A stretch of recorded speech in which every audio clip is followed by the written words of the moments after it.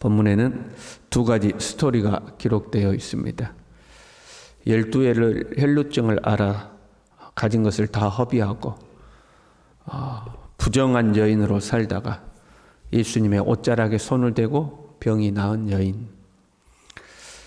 해당장임에도 불구하고 예수님께 엎드려서 자기의 딸을 살려달라고 간청하고 결국에 자기의 딸이 죽었음에도 불구하고 예수님을 통해서 딸이 다시 살아나게 되는 기적을 경험한 야이로의 이야기, 두 이야기가 기록되어 있습니다.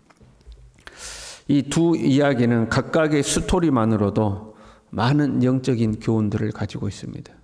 각각의 스토리를 통해서 우리는 많은 것들을 배울 수가 있습니다. 그런데 우리가 지금 새벽에 마가복음을 묵상하고 있잖아요. 이 마가복음 흐름에 비추어서 특별히 4장에 예수님께서 가르치셨던 하나님 나라 비유에 비추어서 오늘 본문의 말씀을 묵상해 보려고 그럽니다. 4장에서 하나님 나라를 비유로 말씀하셨어요. 전반부에는 씨 뿌리는 비유를 말씀하셨죠. 하나님의 나라를 씨를 뿌리는 것과 같다. 거기에 이제 4가지 밭이 등장했죠. 그리고 후반부에는 씨를 뿌렸더니 자고 깨는 사이에 언제 자라는지 모르게 그 씨가 자라났다. 또는 겨자씨와 같은 작은 씨인데 결국에 자라나니까 모든 풀보다 더 큰 나무가 되더라 하는 게 이 하나님의 나라의 특징을 그 씨의 특징으로 예수님이 이제 설명해 주셨습니다. 그리고 나서 예수님과 함께 바다를 건너다가 풍랑을 만난 제자들, 복음이신 예수 그리스도가 내 배 안에 있죠. 그런데 가다가 환난을 만났어요. 돌박과 같은 상황을 경험하게 하신 거죠. 거라사 지역의 사람들은 그 흑암이 가득한 곳에 빛이신 예수 그리스도가 왔음에도 불구하고 경제적 손실을 두려워하여 예수님을 거절하죠. 가시떨기밭과 같은 이제 상황을 보여주신 겁니다. 그리고 이제 본문의 말씀이죠. 거라사 사람들이 예수님이 떠나기를 간청하니까 예수님이 다시 돌아오셨어요. 그때 이곳 사람들은 예수님께 막 모이기 시작한 겁니다.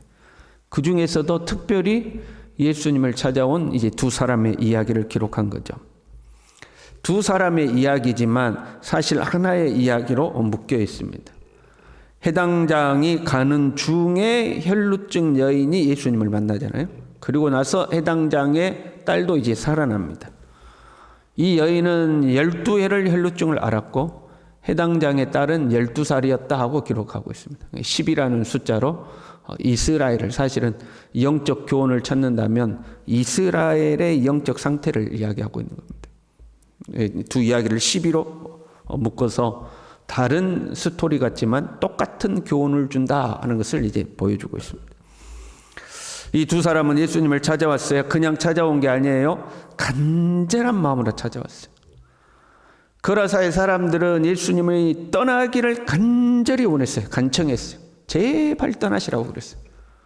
그런데 이 두 사람은 간절한 마음으로 예수님을 찾아왔어요. 한 사람은 예수님 앞에 와서 다른 사람들이 보는 앞에서 엎드려 예수님을 만났어요. 한 사람은 모든 사람들이 모르게 몰래 와서 뒤로 와서 예수님을 만졌어요. 천국은 침노하는 자의 것이다 그랬죠. 앞으로 오든 뒤로 오든 간절한 심정을 가지고 예수님, 하나님의 나라 그 자체이신 예수님을 이제 찾아온 거죠. 여러분, 하나님의 나라는 모든 사람에게 열려 있어요. 그러나 간절한 마음으로 찾고 찾는 사람이 그 하나님의 나라를 만나는 거예요. 지금 예수님 주변에 이 사람이 부딪히고 저 사람이 부딪히잖아요. 그럼에도 간절한 마음으로 예수님을 찾아온 거죠. 좋은 밭이란 하나님의 나라를 사모해야 돼요. 하나님의 나라를 사모한다는 것은 그 가치를 알아보는 것을 말하는 거예요. 가치를 모르는 사람은 사모하지 않아요. 저거 있으면 좋고 없어도 그만이야 이렇게 생각해요. 가치를 알아보는 사람은 저걸 꼭 얻었으면 좋겠어. 그리고 그걸 얻었다면 절대 놓치지 않으려고 하는 거죠. 여러분, 소중한 것이 있으면 아끼잖아요. 근데 그 가치를 모르는 사람은 함부로 하는 거죠. 예수님만이 내 딸을 살릴 수 있다는 거예요. 예수 그리스도의 가치를 알아본 거죠. 예수님만이 나를 고칠 수 있다는 거예요.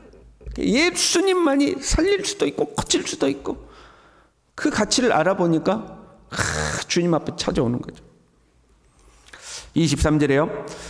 내 어린 딸이 죽게 되었사오니 오셔서 그 위에 손을 얹으사 그로 구원을 받아 살게 하소서.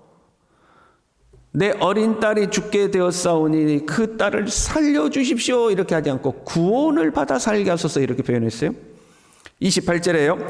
이는 내가 그의 옷에만 손을 대어도 구원을 받으리라 생각함이라라. 옷에만 손을 대어도 내 병이 나을 줄로 생각함이라라 이렇게 하지 않고 구원을 받을 줄 생각함이라라 이렇게 기록했어요. 둘 다 구원이라는 단어를 쓰고 있죠. 일부러 구원이라는 단어로 기록을 한 거예요. 단순히 병 나은 것 거기에서 멈추는 것이 아니라 오직 예수 그리스도만이 유일한 구원이시다 하는 거예요. 오직 예수만이 유일한 구원이시다 하는 그 예수 그리스도의 가치를 알아보는 사람, 이 사람이 예수 그리스도를 사모하는 거죠. 이 사람이 구원받게 되는 거예요. 예수님 외에는 구원의 방법이 없다. 예수만이 유일한 구원이다. 이 사람이 복음을 버리지 않는다 이 말이에요. 예수님을 버리지 않는다 이 말이에요. 헬루증 앓는 여인은 예수님을 만나기 위해서 직면하게 될 박해를 각오했어요. 이 여인은 부정한 여인이에요. 몸에서 피가 나오고 있기 때문에 사람들과 접촉하면 안 됩니다. 이 여인을 접촉한 모든 사람들이 부정해집니다. 그러니 사람들이 알면 이 여자를 얼마나 꾸중하겠어요. 야 오지마 그러지 않겠어요? 너 부정한 몸으로 이 사람들 많은데 나오면 어떡하냐고 박해하지 않겠어요? 그래서 뒤로 가서 옷을 만진 거거든요.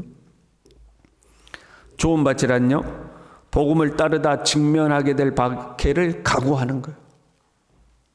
야, 박해 받으면 박해 받으리라. 그럼에도 불구하고 예수가 유일한 구원이라는 거예요. 우리가 예수님만 믿으면 좋은 일만 생기는 거 아니죠. 예수님 믿다 보면 인생이란 고난이 있기 마련이에요. 거기다가 예수님 때문에 당하는 고난이 존재해요. 왜? 어둠의 권세가 우리를 가만두지 않거든요. 그런데 그 고난을 각오하고 주님의 뒤를 따르는 거죠. 십자가를 질 각오를 하고 가는 거예요. 해당장 야이로는 예수님을 만나기 위해 직면할 손해를 각오해야 했어요. 지금 종교 지도자들은 예수님을 예의주시하고 경계하고 있는 상황입니다. 그런데 해당장이 가서 예수님 만나고 자칫 잘못하면 윗사람들한테 찍혀가지고 종교적으로 정치적으로 위기를 초래할 수도 있어요. 그것보다도 더 중요한 것은 자신의 자존심을 버렸어요. 에이, 그래도 내가 해당장인데 내 지위와 명예가 있지, 저 어디 나사렛 촌놈한테 내가 무릎을 꿇어? 그런 마음을 품지 않았어요. 오히려 22절 보니까 예수를 보고 발 아래 엎드려 간곡히 구하여 이르되, 바짝 엎드렸다는 거예요. 예수님 앞에 바짝 엎드렸어요.